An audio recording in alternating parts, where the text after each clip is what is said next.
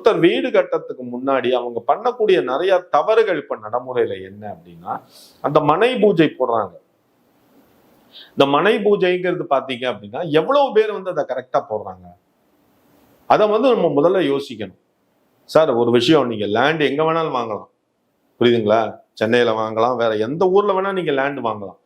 ஆனா அந்த மனைங்கிறது முன்னாடி எப்படி இருந்ததுன்னு உங்களுக்கு என்ன தெரியும்? அதுல வந்து ஏதாவது உயிர் சேதம் இருந்திருக்கா, இல்ல ஒரு பிராணிகள் வதை இருந்திருக்கா? ஒரு நாய் செத்து போயிருக்கலாம், இல்ல ஒரு பன்னி செத்து போயிருக்கலாம் அந்த இடத்துல, இல்ல வந்து ஒரு ஆளையே வந்து அந்த இடத்துல வந்து சூசைட் பண்ணி இறந்து போயிருக்கலாம். என்ன வேணாலும் அந்த பூமியில நடந்திருக்கலாம். அப்போ அந்த மாதிரி விஷயங்கள், அந்த மாதிரி என்ன சொல்லுவாங்க, துர்நிகழ்ச்சிகள் என்ன வேணாலும் நடந்திருக்கலாம். இதெல்லாம் நமக்கு தெரியவே தெரியாது.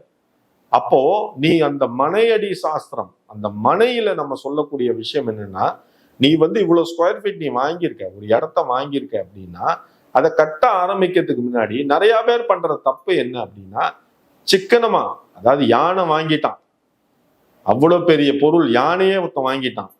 ஆனா அங்குசத்தோட விலை வந்து இந்த யானையை மேய்க்கக்கூடிய அந்த இது இருக்கு, தடி இருக்கு பார்த்தீங்களா, அங்குசம் சொல்லுவான், அதை வாங்கறதுக்கு யோசிப்பான். அதாவது இவ்வளவு பொருள் கொடுத்து யானையை வாங்கிட்டான், அந்த கொஞ்சோண்டு பொருள் கொடுத்து அந்த அங்குசத்தை வாங்கறதுக்கு அவ்வளவு யோசிப்பான் அப்படிங்கிறது வந்து நடைமுறையில இருக்கக்கூடிய விஷயம்.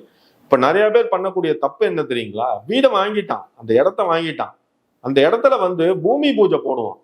பூமி பூஜை யாரை போடுறான்னா, அந்த பில்டர் இல்ல கட்டக்கூடியவன் யார் இருக்கானா, அவன் எவனோ ஒருத்தன் ஒரு கொத்தனார், அவன் வந்து லுங்கியோ இல்ல சாதாரண வேஷ்டியோ கட்டின்னு வந்துட்டு அவன் வந்து பூஜை போடுவான். பூஜை போட நீ எல்லாம், நீ வந்து பண்ணுற திங்ஸ் எல்லாமே பர்ஃபெக்ட் தான், நான் இல்லைன்னு சொல்லலை.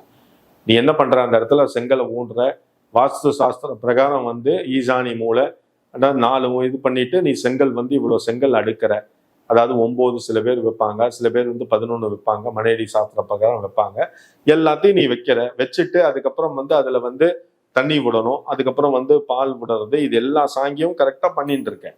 அதெல்லாம் நான் தப்பு சொல்ல. ஆனா ஒரே ஒரு விஷயம் என்ன அப்படின்னா, அந்த பூமிக்கு கொடுக்கக்கூடிய மரியாதையை நீங்க கொடுக்கணுமா இல்லையா, அங்கதான் இருக்கக்கூடிய விஷயம்.